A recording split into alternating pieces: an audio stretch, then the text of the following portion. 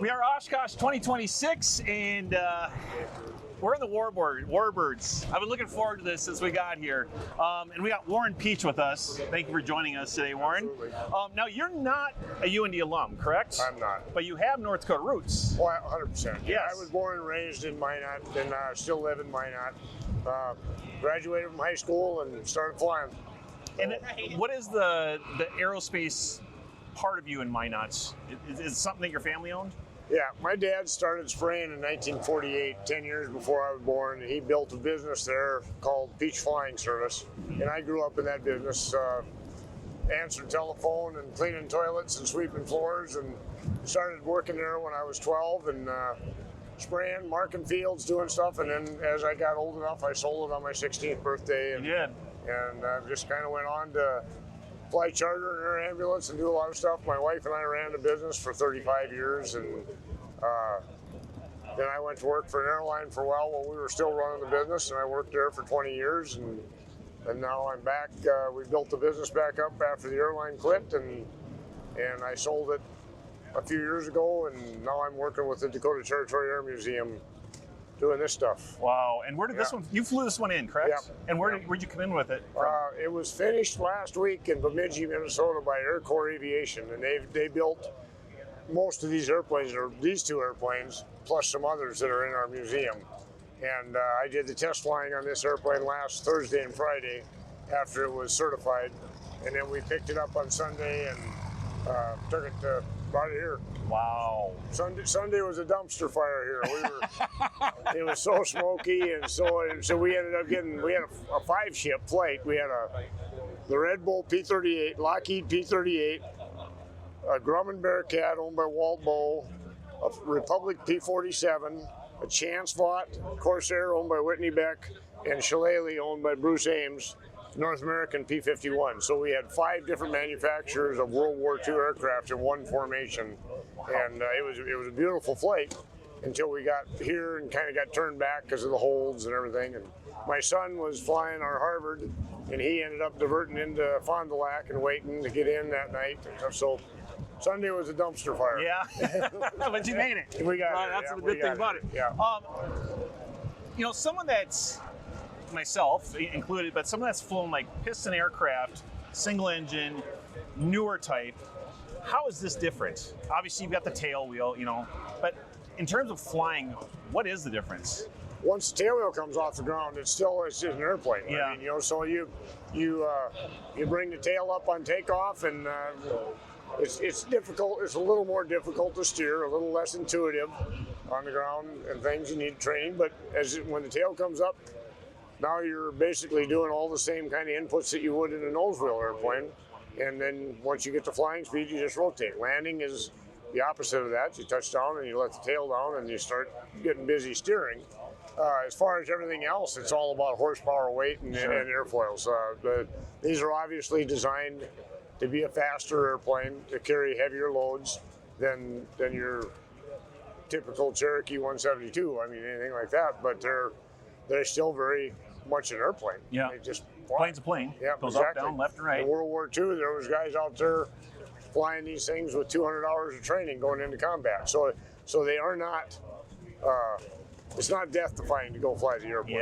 Yeah. So but it's mostly about operating systems and operating rare engines and propeller combinations and taking care of the equipment. The value of these airplanes is something that prohibits a lot of people from allowing other people to fly their airplanes, insurance companies and things. You're looking, that's a $6 million airplane there. This is an $11 million airplane here. They're pretty big investments for our owner. And you restore airplanes, is that correct? We used to restore, but I restored all 20s and 30s stuff, vintage stuff. The World War II aircraft take advanced machinery and talents to do all of the stuff that the manufacturers did during World War II. There's so much stamping and forming and different materials and things that you need to actually have a big shop. And Air Corps has done that. They've built themselves up to about 85 employees, and they have 3 different shops in Bemidji, and they basically manufacture everything. So it's not about getting parts anymore. It's about making the parts for the most part. Some each. Really? Yeah, that airplane is, I'm going to say, 35% new old stock. That's stuff that was built during the war by North American. That particular airplane crashed during the war, and the pieces were recovered from the crash site southwest of Paris, France, and they brought them back. And so there are pieces of the original airplane in there. The airplane that you're looking at there, Ken Dahlberg, was shot down in that airplane after shooting down 3 enemy airplanes over Paris, and he parachuted in and ended up having a very successful fighter pilot career. He had 15 kills, but he's also, you might be familiar with Miracle Air. Yeah. Ken Dahlberg started Miracle Air. Yeah, and he was from Minneapolis. From those log planes, probably. Yeah. That's Tell me about the Dakota Territory Air Museum. Well, it was in 1986. My wife and I were running a flying service, and we had 2 rooms with stuff in them from people that were bringing in their moms and dads' paraphernalia, saying, you know, mom just went in the nursing home, or dad, and this is their stuff from World War II, or this is their stuff from whenever. And we had rooms full of stuff, so I said, if there's that much coming here, how much is going to the landfill? So we started the Dakota Territory Air Museum in 1986, Don Larson, Alfred Pietsch, and myself. And we incorporated it, and we turned it into a collection point with a hangar. And we were able to build up a collection of paraphernalia and a couple of airplanes. We opened in 1995, and it's just been expanding ever since. We have 55,000 square feet of indoor display, 17 acres outdoor display. We have about 60 airplanes on display. Somewhere in the museum is an example of every decade of powered flight. From the volunteers built a 1903 Wright Flyer. Oh my goodness. We have a Curtiss Pusher from 1910. We have multiple Wacos and monocoups and Staggerwing and stuff like that that represent the 20s, 30s, 40s. And we have some jets out front to represent the modern age. And then we have another hangar called the Legends Hangar that houses about 15 of these World War II airplanes. And they fly on a regular basis. Now, one thing I noticed is that there's a little bit of oil dripping underneath the planes, and you said that's totally normal. If there isn't oil under it, it's broke. Let me rephrase that. If there's not leaking oil, it's out. There's nothing left in it. So, yeah, that's for a radial engine, that's pretty much what you expect to see. With all the planes that you've flown, I mean, we're talking you airliners, L-10, 11, 727s, P-51s. What's your favorite? The one I'm sitting in. Yeah, the one that's keeping you up in the air. You never talk bad about the girl you took to the dance. You know? Yeah. I built an airplane. I started an airplane when I was 16 and finished it when I was 20. And I still own it. And I'm going to be flying it with Michael Lentz at the Williston Air Show in August. It's called the Clipped Wing Tailorcraft.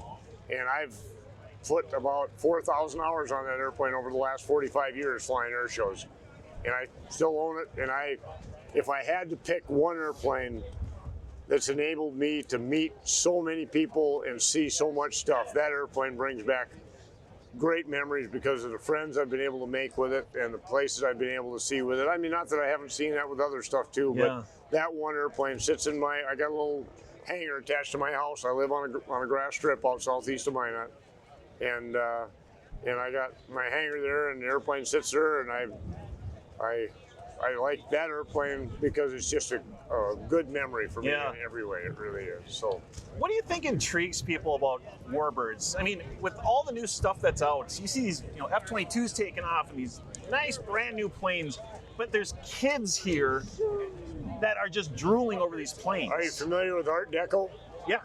So the 30s, it was Art Deco. That's what airplanes were. And then World War II airplanes kind of took that Art Deco thing into the industrial age. The Warbirds have phenomenal history and personal connection for so many people.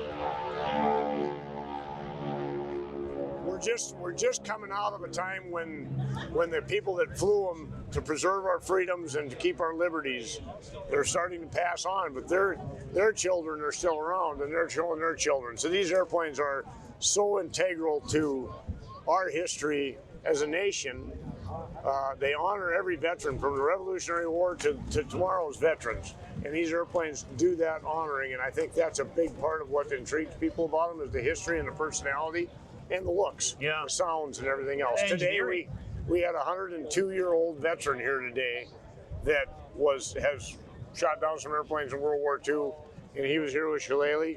There's also the guy that named Shillelaugh. His name was Dan O'Hara. His son Patrick is here, and are you familiar with what a Shillelagh is? No.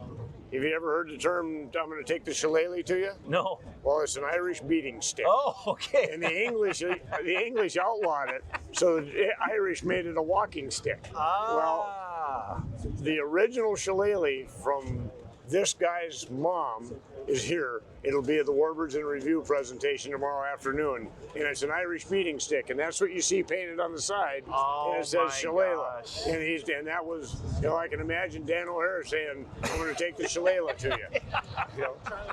And then Ken Dahlberg was borrowing this airplane and was shot down in it the first time he got shot down. Wow. So that's another big part of our story. So we have a number of things to talk about in Warbirds in Review tomorrow with the airplane, and the restorers, the sons of the pilots that flew it, just a lot of good stories. All the years you've been flying, especially to Oshkosh and stuff, do you have a favorite memory at all?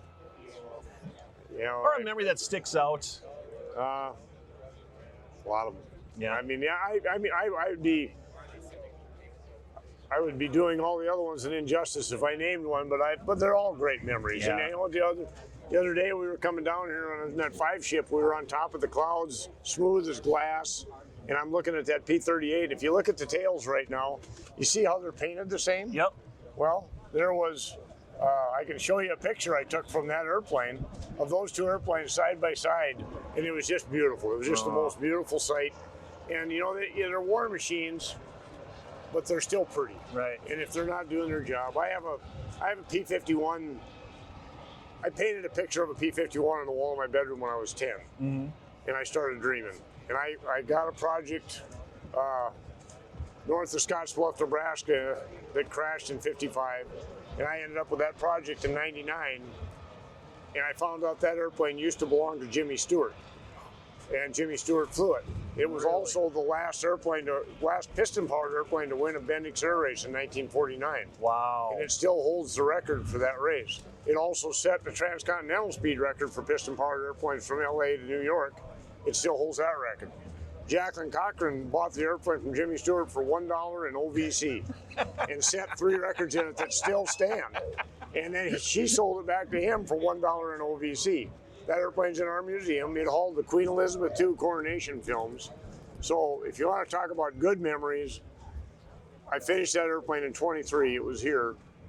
It was the end of a long, long road for me. I was 10 years old, so 68, 20, whatever, however many years that is. I didn't graduate college, so I don't do math well. But anyway, my wife and I took that airplane to the Jimmy Stewart Museum in Indiana, Pennsylvania last spring, and we met Jimmy's daughter and his niece and nephew, and we displayed the airplane at the museum, and that was a pretty awesome trip. It was pretty neat to be sitting in a lifelong dream and going to honor the guy that was my hero. Jimmy Stewart was, he was a veteran. He flew 24 missions in B-24 bombers and went on to be a brigadier general in Vietnam.